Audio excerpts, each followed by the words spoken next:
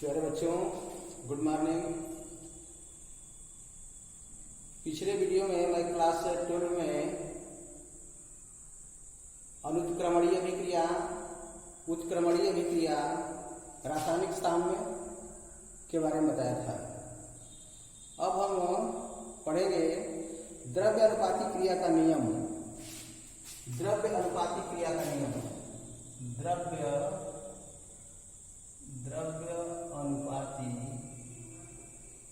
अनुपाती क्रिया का नियम, द्रव्य अनुपाती क्रिया का नियम। Law of mass action, law of mass action. ठीक है, इसके बारे में ध्यान रखिए। गोल्डबर्ग और बागे, वैज्ञानिक का नाम है गोल्डबर्ग और बागे नामक वैज्ञानिक ने कई उत्क्रमणीय समांगी अभिक्रियाओं के बारे में अध्ययन किया और उससे प्राप्त प्रायोगिक प्रेक्षण के आधार पर द्रव्य अनुपाती क्रिया का नियम दिया। द्रव्य अनुपाती क्रिया का नियम दिया। ठीक है, इस नियम के अनुसार ध्यान देंगे, स्थिर ताप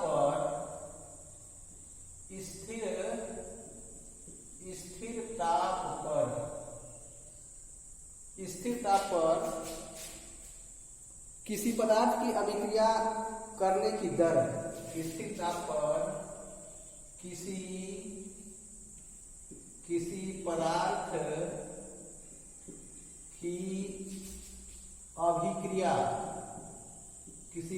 की अभिक्रिया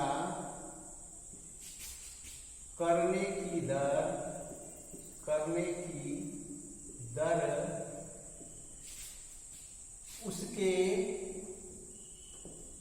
उसके सक्रिय द्रव्यमान के समानुपाती, उसके सक्रिय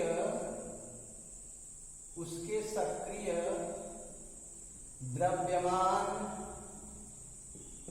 के समानुपाती,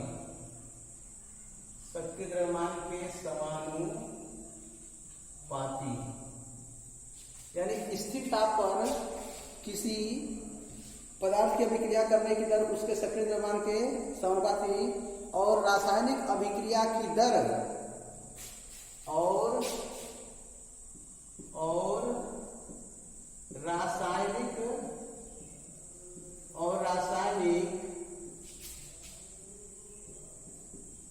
रासायनिक अभिक्रिया की दर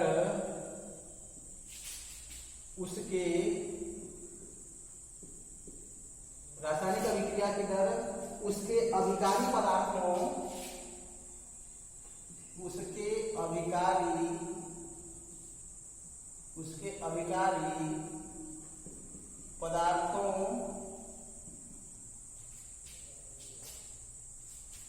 के सक्रिय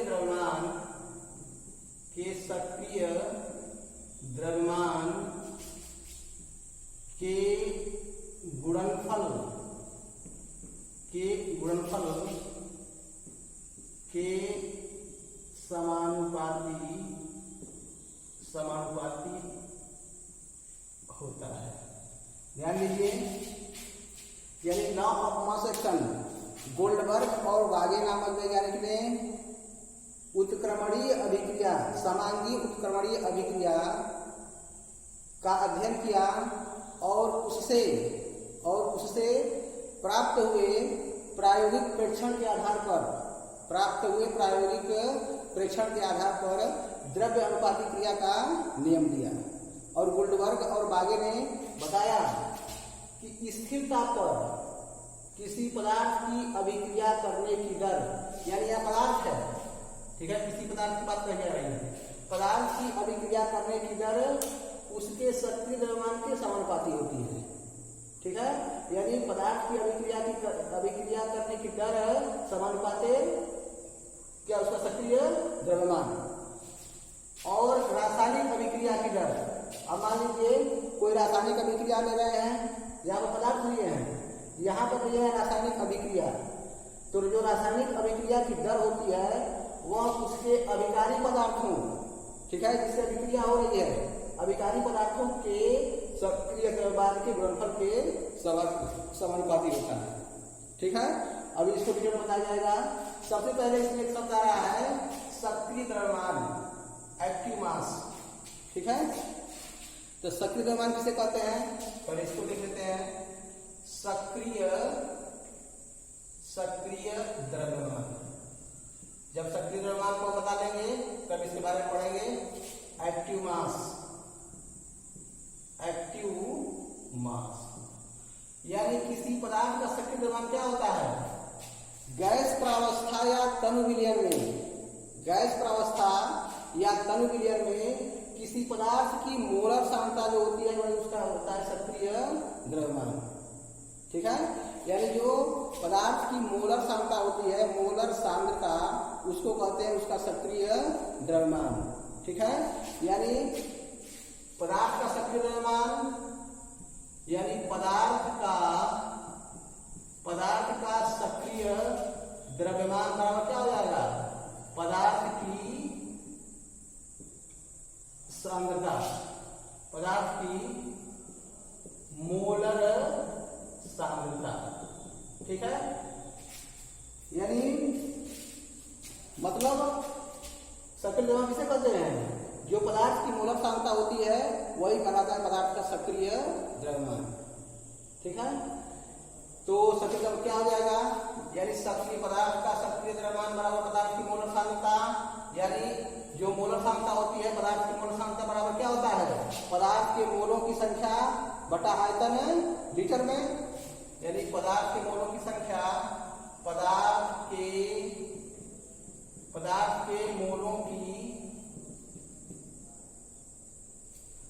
मोलों की संख्या बटा आयतन, क्या हो गया, आयतन हो गया इसमें लीटर में।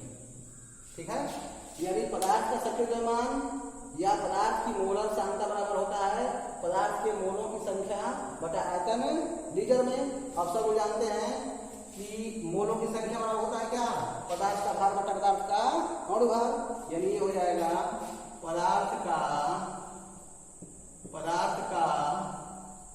भार बटा क्या हो गया,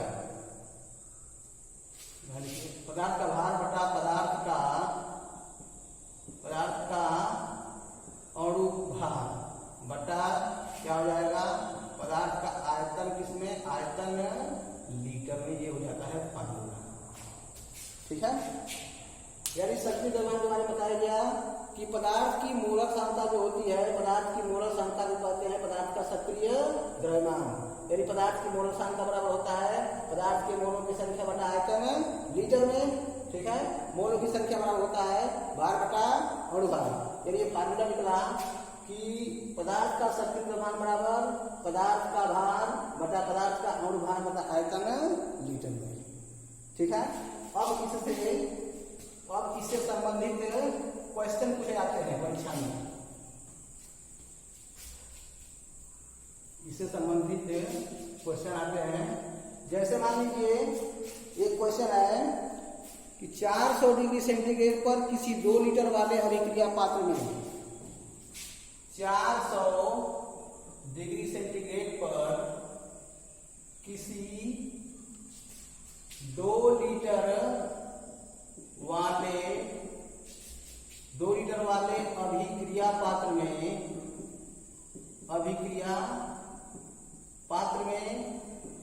4 ग्राम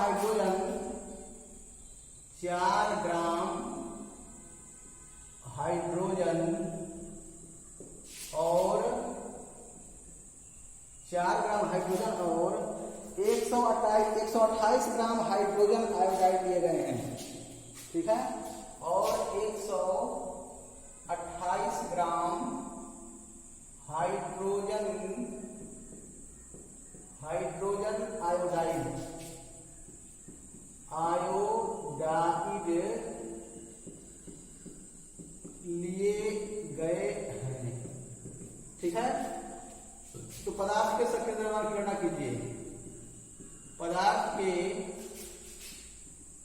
पदार्थ के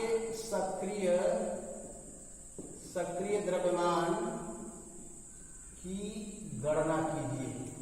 ठीक है, जैसे मान लीजिए क्वेश्चन है ये कि 400 डिग्री सेंटीग्रेड पर किसी 2 लीटर वाले अभिक्रिया पात्र में 4 ग्राम हाइड्रोजन और 128 ग्राम हाइड्रोजन आयोडाइड लिए गए हैं। ठीक है, तो उसके सक्रिय द्रव्यमान की गणना कीजिए। अब ये पता है आपको कि पदार्थ का सक्रिय द्रव्यमान बराबर होता है पदार्थ का भार बटा पदार्थ का अणु भार बटा आयतन। लीटर में यहाँ दिया है, आयतन कितना दिया है 2 लीटर। ठीक है, पदार्थ कौन कौन से हैं, हाइड्रोजन है और हाइड्रोजन आयोडाइड है। ठीक है, तो दिया है H2 हाइड्रोजन का भार कितना दिया है 4 ग्राम, 4 ग्राम हो गया। ठीक है, अब इसका अणु भार निकालेंगे, इसलिए कि भार बटा अणु भार बटा आयतन लीटर में। तो H2 का क्या निकालेंगे, अणु भार कितना हो जाएगा 2 हो जाएगा। ठीक है, अब ध्यान दीजिए इधर हाइड्रोजन आयोडाइड।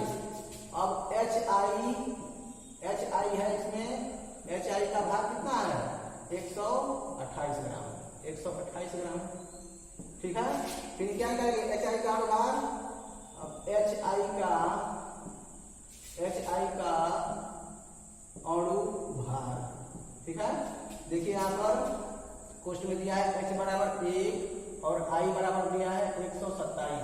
ठीक है, तो यहाँ H का जो है 1 और प्लस I का कितना है 127, इसका तो कितना हो जाएगा 128। ठीक है, अब ध्यान दीजिए अब दिया है आयतन दे दिया है, आयतन दिया है कितना 2 लीटर। ठीक है, अब देखिए इसमें 2 पदार्थ हैं, हाइड्रोजन और पात्र में 2 पदार्थ दिए गए हैं, हाइड्रोजन और हाइड्रोजन आयोडाइड। तो निकालेंगे H2 का सक्रिय द्रव्यमान, यानी H2 का सक्रिय द्रव्यमान। ठीक है, बराबर क्या हो जाएगा H2 का भार बटा H2 का अणु भार बटा क्या हो गया आयतन लीटर में, पात्र का आयतन, यानी ये हो जाएगा H2 का भार बटा H2 का क्या होगा अणु भार बटा क्या हो गया आयतन हो गया, किसमें लीटर में हो गया। अब ध्यान दीजिए इक्वल टू, देखिए जब H2 का सक्रिय द्रव्यमान लिखेंगे तो हम इसको ऐसा लिख सकते हैं, इसको लिखते हैं बड़े कोष्ठक में, ये हो गया H2 का सक्रिय द्रव्यमान। ठीक है, ये बराबर हो गया H2 का भार कितना दिया है 4 ग्राम, 4 H2 का भार कितना है 2। ठीक है, अपन आयतन कितना है 2, तो जब इसको हल करेंगे कितना आएगा, ये आएगा 1। ठीक है 1। अब देखिए मोलों की संख्या बटा आयतन लीटर में, ये क्या है, ये है मोलों की संख्या बटा आयतन लीटर में, तो इसकी क्या हो जाएगी मोल प्रति लीटर, यानी H2 का सक्रिय द्रव्यमान कितना हो गया 1 मोल प्रति लीटर। ठीक है, बात समझ में आ गई। अब देखिए अब किसका निकालेंगे, अब निकालेंगे हाइड्रोजन आयोडाइड का, क्योंकि पात्र में क्या क्या है, पात्र में जो पदार्थ है वह हाइड्रोजन है और हाइड्रोजन आयोडाइड है, तो ये H2 का निकल गया। अब निकाले हम HI का सक्रिय द्रव्यमान क्या हो जाएगा HI का भार बटा HI का अणु भार। अब देखिए HI का भार क्या है कितना 128 ग्राम, यानी ये हो गया 128 अपान HI का अणु भार 128 अपान आयतन कितना है 2 लीटर दिया है। ठीक है, 2 लीटर दिया है, यानी ये कितना हो जाएगा, इसको हल करेंगे तो आएगा 0.5, यानी ये हो जाएगा 0.5 मोल प्रति लीटर। ठीक है, 0.5 मोल प्रति लीटर। बात समझ में आ गई। तो इस तरह से जो है सक्रिय द्रव्यमान से संबंधित जो है क्वेश्चन परीक्षा में पूछे जाते हैं।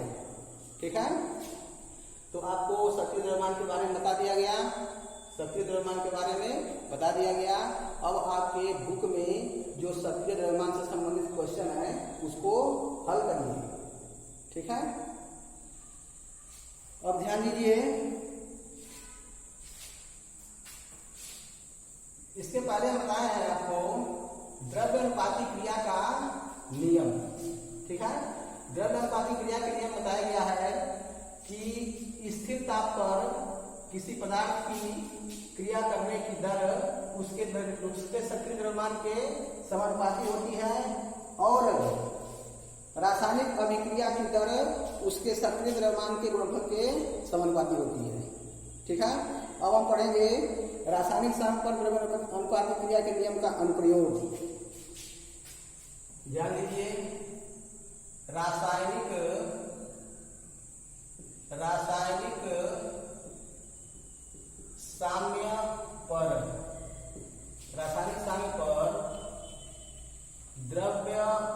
पर द्रव्य अनुपाती क्रिया के नियम का अनुप्रयोग।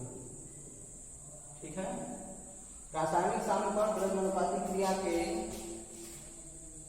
नियम का अनुप्रयोग। ठीक है, अब ध्यान दीजिए, मान लीजिए स्थिर ताप पर, ठीक है, मान लिया स्थिर ताप पर एक समांगीय उत्क्रमणीय अभिक्रिया निम्न है। ठीक है, यानी मान लिया स्थिर ताप पर एक समांगी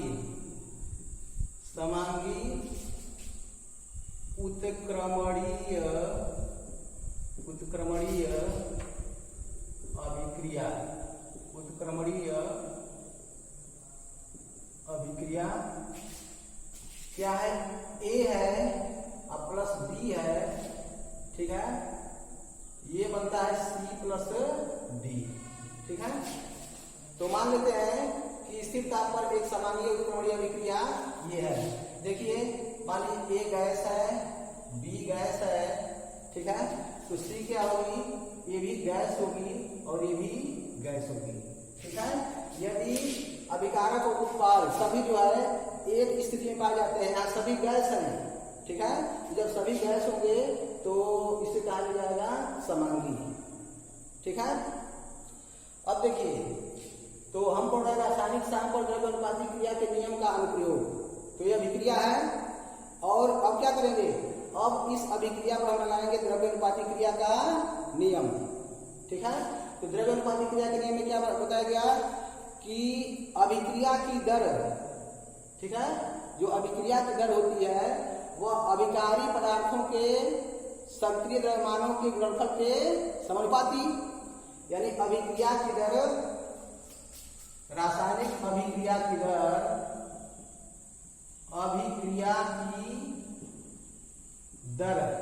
ठीक है, सक्रिय द्रव्यमानों के गुणनफल के समानुपाती। इस बात को समझेंगे। ठीक है, यानी यह जो है रासायनिक अभिक्रिया है और आपको बताया गया है द्रव्य अनुपाती क्रिया के नियम में कि जो रासायनिक अभिक्रिया की दर होती है वह उसके सक्रिय द्रव्यमान के गुणनफल के समानुपाती होती है। तो इसमें एक अग्र अभिक्रिया है और एक पश्च अभिक्रिया है। ठीक है, तो द्रव्य अनुपाती क्रिया के नियम से क्या होगा, अग्र अभिक्रिया की दर। ठीक है, अग्र अभिक्रिया की दर, तो अग्र अभिक्रिया की दर क्या होगी, यानी सक्रिय द्रव्यमान का गुणनफल का समानुपाती, यानी जिससे अग्र अभिक्रिया हो रही है जिन पदार्थों से, उन पदार्थों का क्या, सक्रिय द्रव्यमान का गुणनफल। यानी ये हो गया द्रव्य अनुपाती क्रिया के नियम से, ये हो गया अग्र अभिक्रिया की दर समानुपाती किसका, अब जिससे हो रहा है अग्र अभिक्रिया, क्या उसका सक्रिय द्रव्यमान, अग्र अभिक्रिया अभिक्रिया किससे हो रही है, इससे और इससे क्या हो रहा है, अग्र अभिक्रिया, यानी इसका सक्रिय द्रव्यमान और इसका सक्रिय द्रव्यमान और दोनों का क्या गुणनफल, यानी ए का सक्रिय द्रव्यमान और बी के सक्रिय द्रव्यमान का क्या हो गया, गुणनफल हो गया। ठीक है, यानी रेट ऑफ फॉरवर्ड रिएक्शन यानी अग्र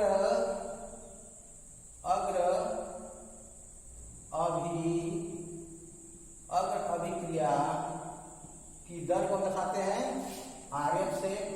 आरएफ माने rate of forward reaction, RF यानी आरएफ समानुपाती हो गया ए का सक्रिय द्रव्यमान इंटू बी का सक्रिय द्रव्यमान।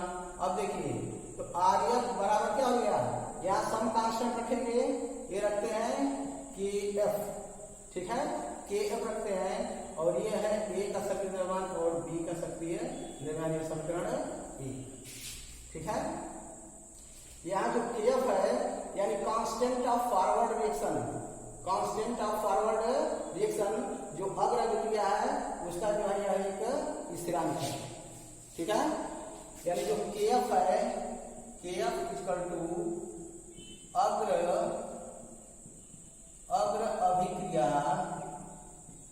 अभिक्रिया का क्या होता है, वेग स्थिरांक।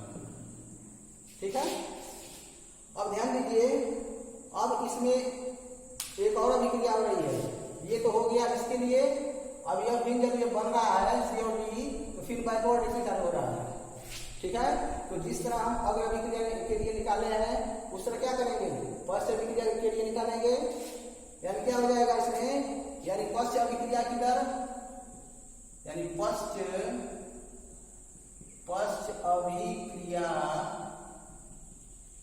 अभिक्रिया की दर समानुपाती क्या होगा, अब किससे पश्च अभिक्रिया हो रही है उसके सक्रिय द्रव्यमान का गुणनफल। तो जो ये फॉरवर्ड रिएक्शन है और ये बैकवर्ड रिएक्शन है, तो बैकवर्ड रिएक्शन किससे हो रहा है, सी और डी से, यानी सी और डी के सक्रिय द्रव्यमान का गुणनफल, यानी सी का सक्रिय द्रव्यमान और इंटू डी का सक्रिय द्रव्यमान। ठीक है, अब देखिए पश्च अभिक्रिया की दर को लिख सकते हैं किससे, केबी, यानी पहले केबी सॉरी केएफ, आरएफ केएफ केबी, यानी constant rate of forward reaction और रेट ऑफ बैकवर्ड आरबी। ठीक है, ये है रेट ऑफ बैकवर्ड रिएक्शन, ये है रेट ऑफ फॉरवर्ड रिएक्शन और ये है rate of backward reaction. RB समानुपाती हो गया सी का सक्रिय द्रव्यमान इंटू डी का सक्रिय द्रव्यमान, यहाँ पर सब कांस्टेंट, यानी आरबी इसका लिखते हैं केबी। ठीक है, के का मतलब कांस्टेंट ऑफ बैकवर्ड रिएक्शन, केबी हो गया, यहाँ लिखेंगे सी का सक्रिय द्रव्यमान और डी का सक्रिय द्रव्यमान। ठीक है, और जो केबी है, केबी क्या है, पश्च अभिक्रिया का वेग स्थिरांक है, यानी जो केबी है यह है पश्च अभिक्रिया का वेग स्थिरांक। ठीक है,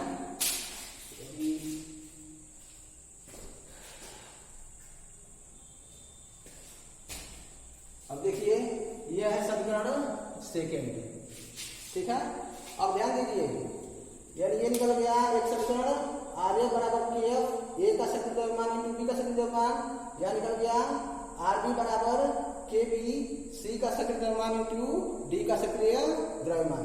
अब देखिए, अब यहाँ पर साम्य पर, ठीक है, जैसे मान लीजिए अब उसमें साम्यावस्था स्थापित हो गई है।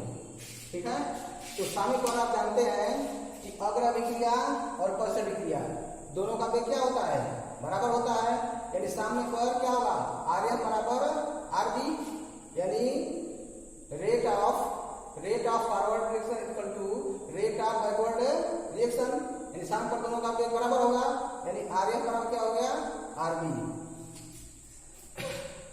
ये हो गया आरएफ इक्वल टू आरबी।